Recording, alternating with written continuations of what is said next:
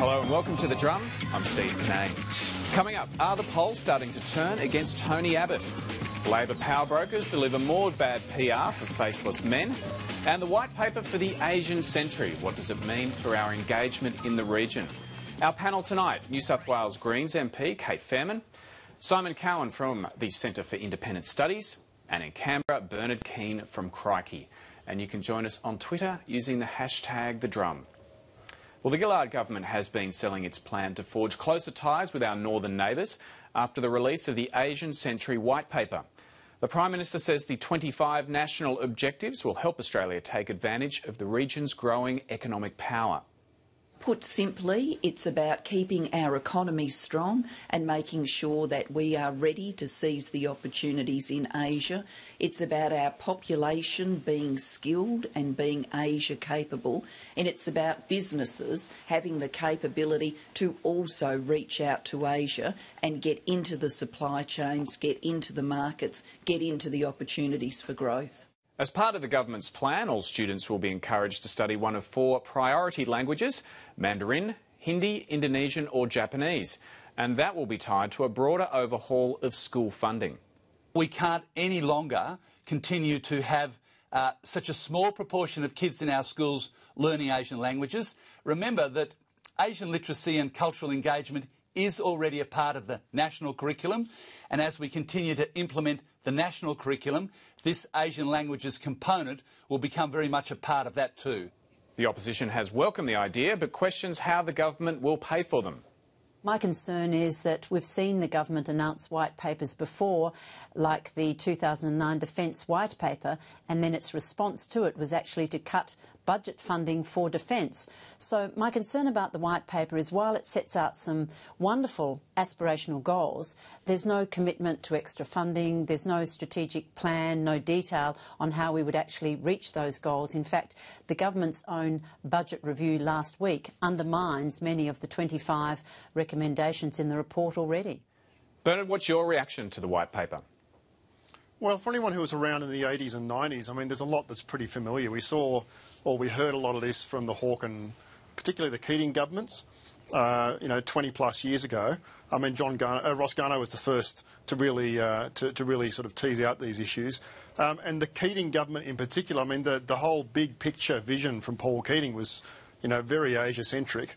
And he was the first one to really connect up the goal of engagement with Asia on a sort of economic level with a whole series of strands of domestic policy, and that's pretty similar to what we got yesterday from the government. We got this high level sort of concept of engagement with Asia, the need to take advantage of opportunities in Asia.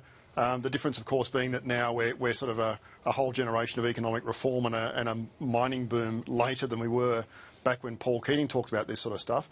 But it's the same sort of thing. I mean, really, Labor's put pretty much all of its current domestic agenda and some of its foreign policy agenda, it's just moved the whole lot under the rubric of the Asian century. I mean, everything's in there. The National Disability Strategy, Gonski, as we heard just now, all sorts of stuff, food security, the NBN, they're all in there. It's just that now they're all sort of falling under the architecture of making sure that we're able to take advantage of the growing Asian middle class. So it's in a way the government's kind of handed itself an overarching strategy, even dare I use it, the overused term narrative about where it's going to go with its current set of plans. So in a way, there's not actually a whole lot that's new here, in spite of the 25 aspirational goals. And I actually counted them. I think there is 129 separate pathways sort of laid out underneath each of those sort of 25 dot points. So there's a lot of detail there, but in terms of what's actually new, it's a little bit limited. Simon, you're interested in security and defence issues. What's your take on it? Yeah, I'd agree with a lot of what Bernard said. I think the government's taken a lot of their existing policies and they've shoehorned them under the heading of, the Asian century, things that probably don't have a lot to do with the engagement in Asia. And I think there's a lot of alarmism over the Asian century and the idea that Australia really desperately needs to catch up I'm not sure that's right. I think what's going to drive Australia's engagement in the Asian century is what's been driving Australia's current engagement with Asia: economic ties, immigration, geography. From a defence perspective in particular, I think there's been a lot of work done in our immediate region in terms of security, and I think going forward that's going to be very important from an economic perspective as well, to make sure that Australia's Defence Force contributes its share to security in the region. We continue to engage with the US, whose presence is probably muted in the report from what I've seen. I think the report could do a bit more to talk about how the US will engage with Asia, because it will be very important for China in particular. But, you know, from my perspective, a lot of it's stuff that's been said before doesn't necessarily fit in, and a lot of it will happen without the government having to do anything at all. Kate, what about the plan to increase the teaching of Asian languages? Is that something you support? Well, we do support it, but again, as Bernard and Simon have said, we have seen this before. We saw it with the Hawke government, of course, in the 80s. What we do know is that Indonesian, for example, the teaching of Indonesian languages in New South Wales, we had more Year 12 students studying it in 1972 than we did in 2009. We've seen a huge decline in the teaching of Indonesian over the last 10 years, for example, declined by 50%. University of Technology, University of Western Sydney, they've both stopped teaching Indonesian languages.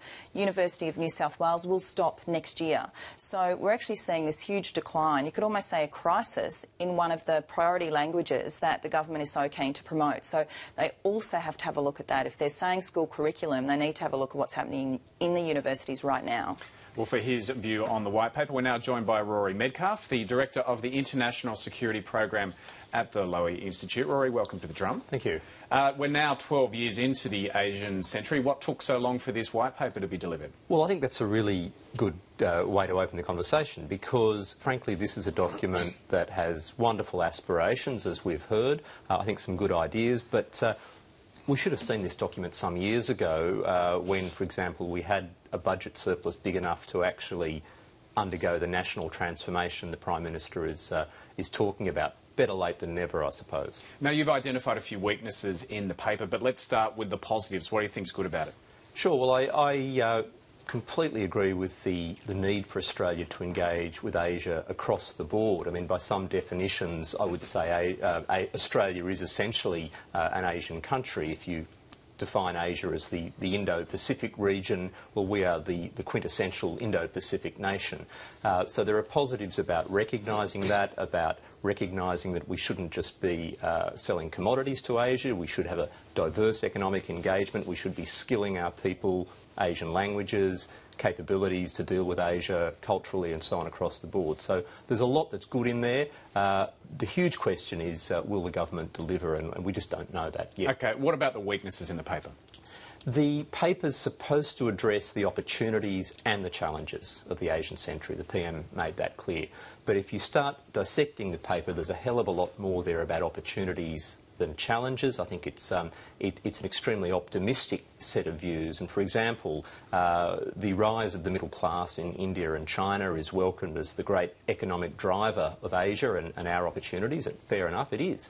But when you've got hundreds of millions of new people coming into the middle classes in those two countries over the next few decades, there's going to be all sorts of instability that could arise, nationalism, expectations among those middle classes, their own resource demands, which will place huge environmental pressures. And I thought that the risks in that weren't really explored, including the risks, frankly, of Asian countries like China and India getting involved in conflict. So potentially you've got competition of resources there. You've already got a number of problems festering away: India and Pakistan, South Korea, North Korea, potentially China and Japan. Should there be more emphasis on defence? And at the moment we're seeing two cuts to the Defence Force.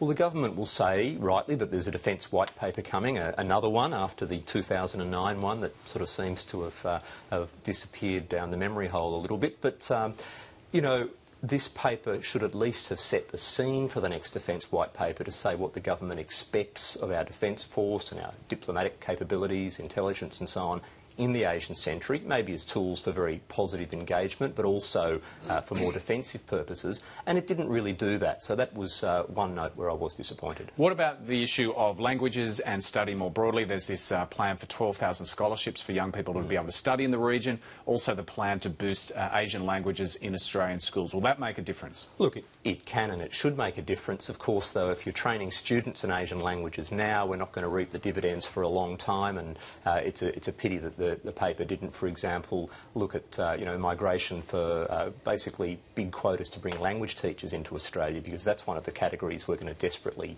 need to fill. But yes, it will make a difference if it's followed through with funding, but languages alone won't do it. There'll be other skills needed, and it shouldn't just be public servants and business people who are trained or experienced in dealing with Asia. We need that to be right across the community. Because that was one of the criteria that was raised in it too, was having bureaucrats and businessmen trained in Asia skills. You'd like to see that expanded, wouldn't you? Well, it's interesting that the report, I think, rightly said we should have a certain quota of our senior public servants experienced in Asia, a certain number of board members of big corporations with Asia experience. I think that should be extended a bit further. It would be intriguing, for example, if all federal parliamentarians were required to visit Asia on their international taxpayer-funded visits, and to really have to pitch a very strong case if they're going anywhere else. What about the push to expand diplomacy in the region? Is that a good move? Is it achievable? Well, it's an absolutely good move, and one of the things that I and colleagues have argued for a long time at the Lowy Institute and elsewhere is that, frankly, Australia is surprisingly weak in its diplomatic resources, one of the weakest countries in the OECD for our number of diplomatic missions, including our footprint in Asia. So, of course, that needs to be resourced more, and the promises on that there, but they're quite thin. I don't think we're going to achieve this without a much bigger diplomatic footprint in the region. OK, Rory, thanks very much for coming on into the drum this afternoon. OK, well, the federal government would certainly be taking heart from the latest opinion poll. The news poll in today's Australian puts the ALP primary vote up 3 points to 36%, while the coalition is down 4 points to 41%. That means, after preferences, the parties are even at 50 points each. Labor MPs, who often don't comment on the polls, jumped on the results, claiming they show the opposition leader is running out of steam. I think Tony Abbott's run out of puff. I think he's run out of petrol. I mean, he was off very early, running hard against the carbon price and predicting that it would be the end of the world and the sky would fall in. Well, the sky hasn't fallen in, and I don't think he's got any other strategy. Essentially, it's all about opposing whatever the government does. Trade Minister Craig Emerson praised Julia Gillard's fortitude and her refusal to be swayed by opinion polls. Well, the Prime Minister's had the kitchen sink, the bathroom vanity and the carport thrown at her, and she's still standing, delivering on the policies to make Australia strong, to have a strong economy and to ensure that everyone gets a fair share of the benefits of that strength. What the Prime Minister has demonstrated time and time again is that we don't govern for opinion polls, we govern for Australia. But Tony Abbott and his front bench colleagues dismissed suggestions from reporters it might be time to change the conversation. Every day, my job is the same. My job is to hold a bad government to account and to be a credible alternative. And the public, I think, well understand that the next election is going to be a referendum on the carbon tax, and the next election is going to be a referendum on Prime Ministers who say one thing before an election and do the opposite afterwards. What I think is happening out there is Australians are longing for an end to this Parliament. I mean, this Parliament is one that I think has been characterised by more failure than any other under this shabby government. Bernard, what kind of pressure is Tony Abbott facing now with the narrowing of these polls?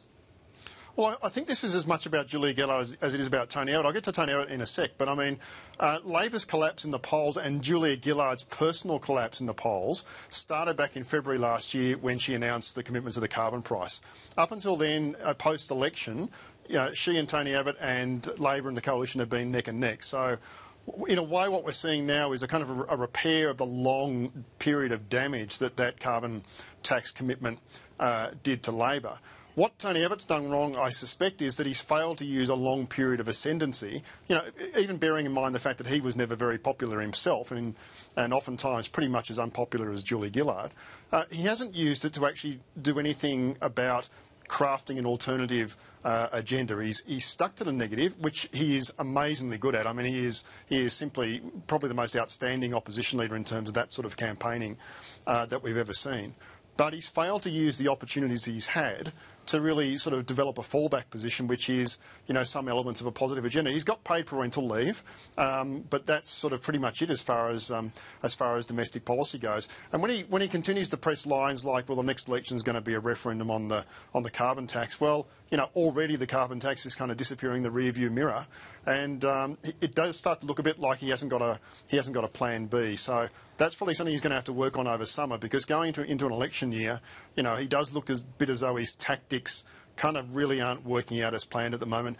And if the numbers continue to go south, it's going to become clearer and clearer that his own unpopularity is weighing down on the coalition's vote, and that's, of course, the period when people start talking about leadership changes. Simon, do you think there could be some nervousness going on in the coalition party room? I'm not sure that there's any nervousness going on there. I think Tony Abbott actually is really looking for this kind of fight. I mean, as Bernard was saying, he does the negative quite well. I think there's a real problem in Australian politics, is that we're seeing this emergence of very personal rhetoric and very personal attacks coming to the fore. This opinion poll is at least partial evidence that those sort of attacks are working. You see the Prime Minister's recent speech, and then this part of an ongoing campaign to paint Tony Abbott in a negative light. I don't think that's a good thing for Australian politics.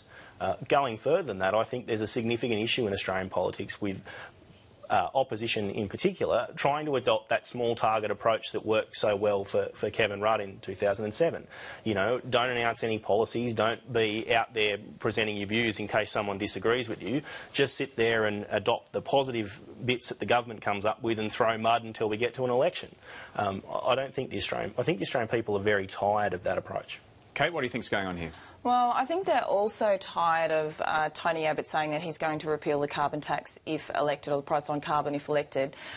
We're seeing more and more success stories as a result of the carbon price. An example just this week was the pig farmers in Young, who are using the methane from pig manure in their piggery to feed that electricity back into the grid, basically. So their electricity bills used to be $15,000 a month. They've not only reduced to zero, but they're now getting, this family's getting $5,000 a month for feeding this back into the grid as a direct result of the carbon price. We've got to remember that as a result of the increase in the tax-free threshold, we saw a generous compensation package as a result of that. So we've got about 1 million people who no longer need to fill in a tax file return. They'll be saying, well, what's going to happen under an Abbott government? We've got pensioners who actually have more money as a result of the compensation payments as well. So with Tony Abbott, you know, every few days saying this next election is going to be a referendum on the carbon tax, I think a lot of these people who were, you know, a little bit worried are seeing benefits actually at the moment. So that could be playing out as well. Bernard, interesting that on the day that this poll's come out, that Tony Abbott was once again out of business around the Canberra region talking about the carbon tax. It's the same routine that he's been running for the last couple of years. Yeah, it was like we were back in May or June. I mean, it was you're right. It was the same stuff we've been seeing from Tony Abbott month after month. And the first couple of questions, I think, in question time today were about the carbon tax as well. And you know, it's clear that it's just not gaining any traction, and I suspect that's partly because Tony Abbott sort of and his colleagues, you know, wildly overplayed a lot of this. But also because the implementation of the carbon price so far has been pretty glitch free. I mean, if we go back to the GST, that had a bit of a rocky start. It initially seemed to go okay for the Howard government, but then they struck awful trouble with pensioners, for example. That was a real problem for them at the end of 2000, going into 2001, an election year. This time around, the government's managed to get through a pretty significant change to the tax system reasonably okay so far, partly because they've been so focused, as Kate says, on overcompensating people. So look, Tony Abbott's going to have to find, you know, some extra strings to his bow. Otherwise, you there's a certain hollowness to his rhetoric at the moment that I think is pretty apparent to everyone. Simon, quick response from you. Yeah, look, I think that's probably right. I suspect the next election is going to be about the economy. It's not going to be about the carbon price. It'll be about regulation of the economy. It'll be about the inefficiencies in our tax system. It'll be about the inability of the government to produce a surplus despite having basically record economic conditions. My view is that the political talking heads find a lot of interest in this sort of debate that's going on, but out in the real world, if you could call it that, people are much more interested in the things that impact them from day to day, and their economic outlook is going to be the most significant thing, particularly if you look at what's happening around the world at the moment. OK, the Prime Minister is facing new claims that she actively worked against Kevin Rudd in the days before the leadership coup in 2010. Former Labor MP and journalist Maxine McHugh has been promoting her new book called Tales from the Political Trenches. And in it she accuses Julia Gillard of being a disloyal deputy who used internal party polling critical of Mr Rudd to her advantage. I am saying that I think Julia Gillard was impatient for the leadership and she allowed a sense of crisis to be created around Rudd's leadership. And a principal tool in that sense of crisis was this private party polling. I think we're still living with the consequences. I think it's actually led into a kind of political culture that's a bit of a free-for-all at the moment. It was a convention-busting moment. The Prime Minister refused to respond to the claims on Radio National this morning. You can put the question 900 different ways and you're going to get the same response. It's just simply not my focus. I'm focused on the nation's future and the plan for the nation's future in this century of change I delivered yesterday. Kevin Rudd weighed in again today, describing the events of 2010 as traumatic for Labor and the nation, saying it was time for those involved to explain what happened. This was a traumatic period for the country, for the Labor Party, and for a whole bunch of people who are deeply associated with those events. But as I've said before, it's important that everybody associated with those events is just honest about what happened so that the party and the government can move on to the big policy challenges of the future. And the opposition has seized on the latest claims to once again question Julia Gillard's character. One of Labor's power brokers told me that Julia Gillard was already, in 2007-8, putting her people, to use his words, into the positions of influence in order to undermine Kevin Rudd, because she was going to seize power at the first available opportunity, and when Kevin Rudd was the weak wildebeest in the pack, she pounced and tore him to pieces. Bernard, you've been making your way through Maxine McHugh's book. What does it tell us about the events of 2010, and will it cause the PM any more damage?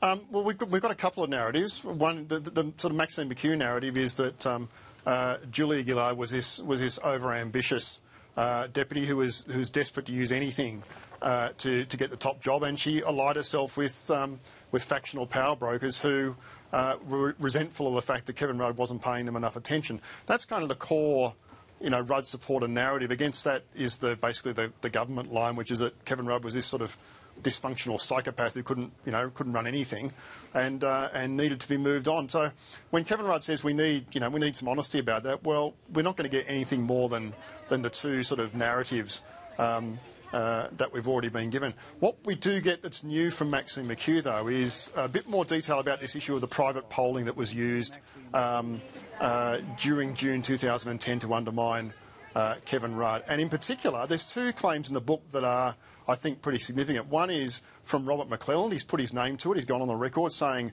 Brendan O'Connor showed him this qualitative polling, UMR polling, about Kevin Rudd and Julia Gillard. Now, Brendan O'Connor denies that. The other is from an unnamed government MP who says Julia Gillard herself actually showed him or her this polling in the days leading up to the coup. Now, we don't know whether that's true or not. We don't know who's made that claim, but if it's true, it's pretty. If it's not quite explosive, then it certainly doesn't sit very well at all with Julia Gillard's claim that she was this sort of reluctant last-minute draftee into the challenge to Kevin Rudd. OK, what did you make of Kevin Rudd's comments today? He said it's important for all of us to be honest about what happened at the time, and that is the best way for us to all move forward? Does the honesty stick need to be passed around the Labor caucus? I think what's pretty clear is most of the nation has moved on. I mean, most people have moved on, and I think most Labor supporters, those supporters and voters who were appalled at what happened back then, are probably quite pleased now that Julia Gillard has finally found her stride and the polls are starting to look good for her.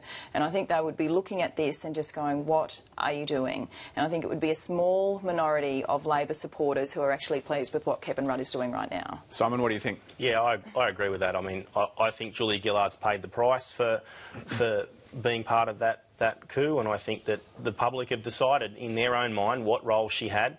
I don't think that there's anything in this book that's likely to change many people's view.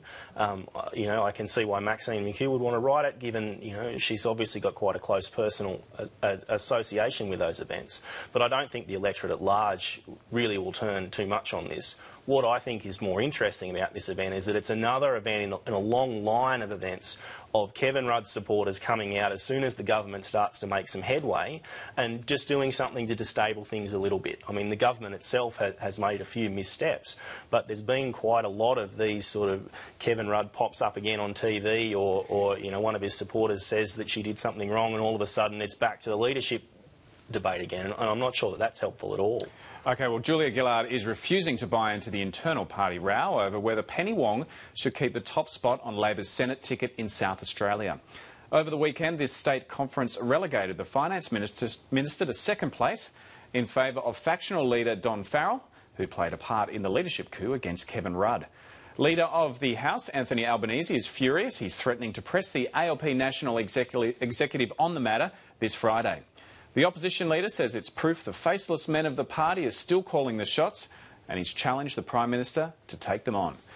Kate, what's your thoughts about this? What does it say about the Labor Party that they would put Don Farrell on the #1 spot ahead of Penny Wong? Yeah, well, what it shows is that the Labor Party is absolutely controlled by right-wing forces and controlled by the Shoppies Union, which is Don Farrell's union, which is the same union that I think is behind the Prime Minister's reluctance to support marriage equality or same-sex marriage. It's the same union that played a part in the ousting of Kevin Rudd. So, of course, the Prime Minister is sitting there not wanting to get involved in this issue. But it is outrageous that Penny Wong is not top of that ticket. Well, New South Wales General Secretary of the Labor Party, Sam Dastyari, says it's just democracy. He says that Don Farrell won a democratic ballot.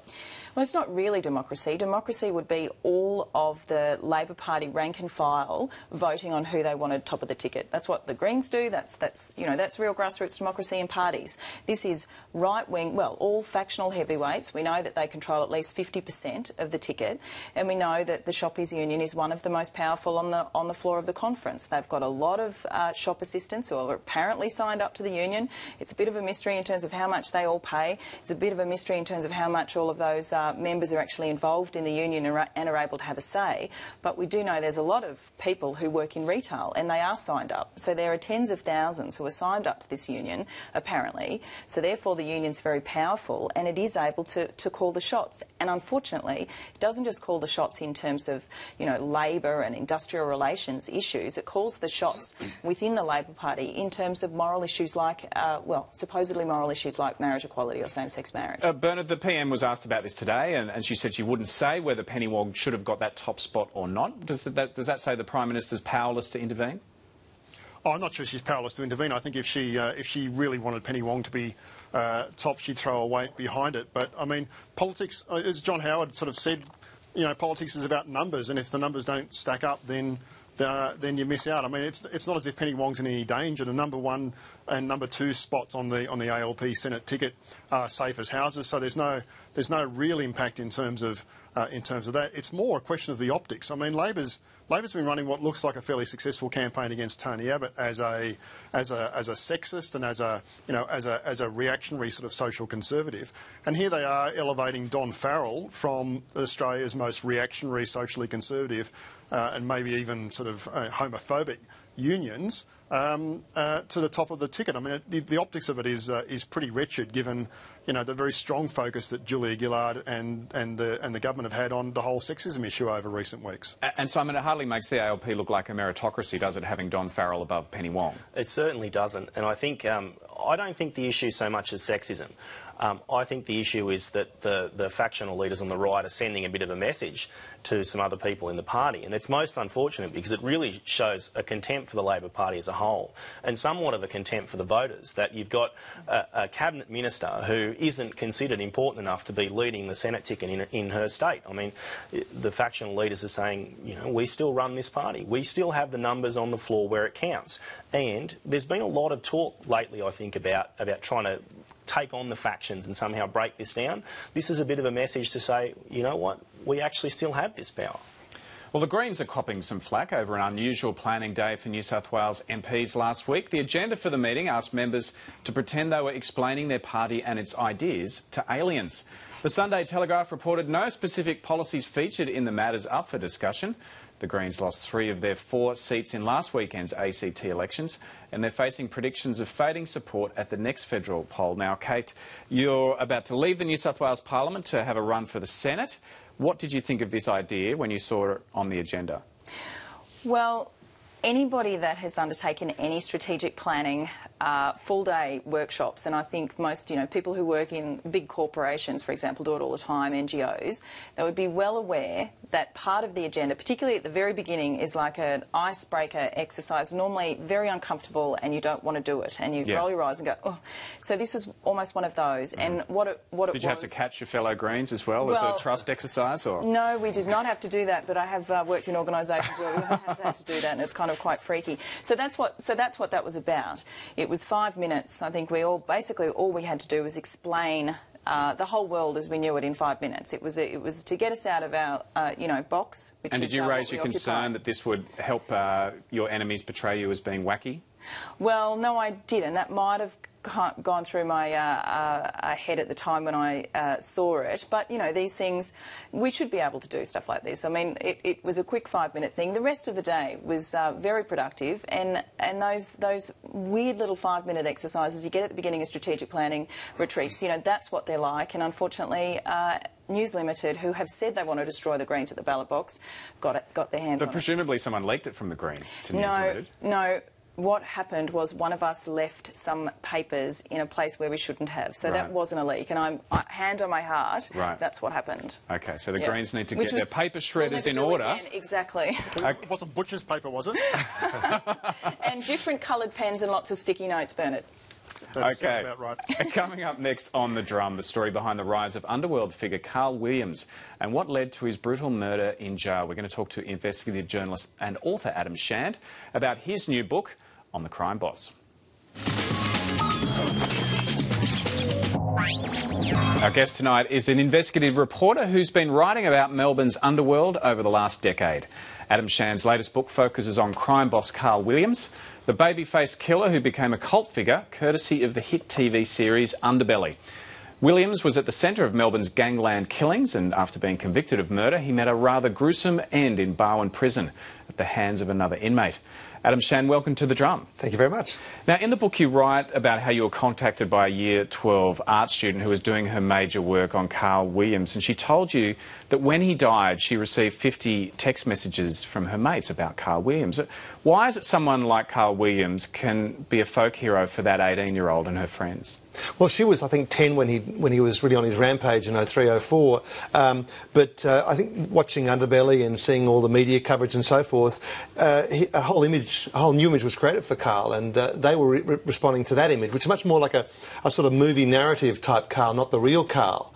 So in writing this book, I was trying to sort of, I guess, reclaim the fact from the fiction before it was totally submerged. I'm not sure that they would be sending those same text messages if they read your book. Give us a sense of who the real Carl was, because I'm sure they wouldn't have an affinity with him if they found out more about him. Well, I think the funny thing was that Carl was constructing himself from popular culture as well. I went to his house in 2003 and 4, and there was pictures of Scarface and Goodfellas, Reservoir Dogs and so forth. So, in a sense, he was creating himself out of popular culture. So, and it was always that kind of movie narrative arc, the flawed hero who's battling against overwhelming odds, the underdog who somehow comes out on top at the end, and that's how he saw himself. And the last reel would be him walking out of jail, having helped society right the corruption of Victoria's police force and so forth. So, he certainly did see himself in those terms. You talk about going to his house. Now, some people would imagine it'd be hard to get information out of major criminals like this, but in a lot of ways they just love being written about, don't they? Yeah, people would say to me, when she's scared being with him, I'd say, well, no, I think he would kill the storyteller last. And I think they really were about constructing a self-justification. And also guys involved in the drug world were saying to me, Carl included, that, well, we sell drugs to kids that want them. Alcohol's slaughtering our society, but drugs aren't killing people. Of course they do to some extent, but they had this idea that they wanted to get this message out as well, that they weren't as bad as, say, the guys selling drugs, so selling alcohol legally. It was sort of weird. Carl Williams was underestimated by the criminal world, wasn't he? They thought of him as this kind of fat, soft, lazy outsider. What was it about him that slipped under the radar and allowed him to get to the top? Well, he was all those things, but he had a lot of money as well, so he could pay to have things done. So if people displeased him, as the Morans did when they shot him in the stomach in 1999, he could pay to have them murdered. And he was paying big money. So they certainly did underestimate him, and to their cost. His family background in many ways drove what he did. Tell us more about that. Well, they'd come from a really dirt-poor background. Both his mother and his father had been in a camp in Melbourne called Camp Pell, which was where the American troops were bunkered down during the war. And once they left, the homeless and destitute families were put there because there was a huge influx of migrants coming into Melbourne. Suddenly the housing shortage was exacerbated, and they were there for more than 10 years. They were derided as the scum of society, the dead-end kids and dead-end people and so forth. So Carl's parents grew up with that ringing in their ears. By contrast, the Morans had come from an almost middle-class echelon of the crime world. They'd been in down at the docks, in the abattoirs, in the SP betting game and so forth, and they had a place in society, whereas the Williams had come from the bottom. So when the Morans tried to stand over Carl, there was this powerful resentment that was unleashed, and it was driven by the whole family, I believe, to say, well, stand up for yourself. We're not going to be stood over again, and their reaction was very much based on that. And you went through the old newspapers of the 1950s, like the Argus, and it talked about Camp Pell, and they predicted that Camp Pell could have implications generations down, didn't it? Oh, sure, like there was this moral contagion in the air, that somehow these people who were there through no fault of their own, except that the system had dropped them out the bottom, were breeding moral corruption and so forth in there, and this would be played out. These dead-end people would have dead-end kids, and it was somewhat self-fulfilling. These people were sort of shot out into the suburbs after that, and they were never really brought into the social welfare net and so forth, and that's where they ended up. But Carl Williams' life, of course, came to a brutal end, his skull being smashed by a fellow prisoner. Why did the authorities not see this coming, given word was leaking out that he had become a police informant? Well, Carl was the best judge of his own safety. I'd spoken to him several days before this occurred and asked the question, are you happy with your placement with Matthew Charles Johnson and Tommy Ivanovic? And the word came back, good as gold. We're fine, So there had been very little inkling that things could go wrong. But I guess he always knew that being an informer was a short and dangerous occupation. But it did come as a surprise, I believe. Why was he so confident that he was okay there? Well, because he was, he'd always had tough guys around him. He flattered himself that he could control them and keep them sweet, as he used to say. And unfortunately, when word got around that he was informing, this began to colour people's view of Johnson. So I think that was, unfortunately, what happened. Now, his testimony would have been crucial in the Crown's case against Paul Dale over the Hodson murders. Now, police say that Paul Dale had nothing to do with Carl Williams' murder. Are they any closer to resolving who was actually behind it? No, not really, no. The case has been withdrawn at the moment. Police continue to work on aspects of that case, but without informers, it's going to be very difficult to have a strong case there. Do you think his celebrity played a role in making him a bigger target? Well, I guess if you get big and you murder a lot of people and, you gather a lot of enemies, don't you? And I think people felt he was too big for his boots. Myself. Okay. What does the Carl Williams tale tell us about police corruption and how you go about limiting corruption in the force? Well, I think the whole problem was that the two sides of the war had their own corrupt police in tow. We'd seen the drug squad, or at least elements of it in Victoria, had become part of the problem. They'd had the system where they were delivering drugs into the underworld to follow the path to the amphetamine cooks and so forth, and it corrupted them. Suddenly they were making a profit from these precursor chemicals, and I'd argue that the top brass in Victoria Police were never brought to account for just the intolerable temptation they placed before those members in the drug squad. Tell us more about that, because some of the people who were, it was their job to go after them, ended up being criminals themselves. Oh, sure. There were several officers who went to jail in the end, getting involved in trafficking themselves. In fact, their cases couldn't be brought to court or had to be put through the courts before Carl and Tony Mockbell could be processed for their drug dealing charges that had been there in the past. So that delayed the system, gave Carl and Tony Mockbell and others a get-out-of-jail-free card, and so life went on for a while, or too long for them. Adam, thanks very much for coming in and telling us about your book. A pleasure. Adam Shand there, and that is all for The Drum today. Thanks very much to the panel, Kate Fairman, Simon Cowan, and also Bernard Keane from Crikey. You can check out The Drum online at abc.net.au/The Drum. Julia Baird will be in the chair tomorrow night, and I'll be back on Wednesday night. We'll catch you then.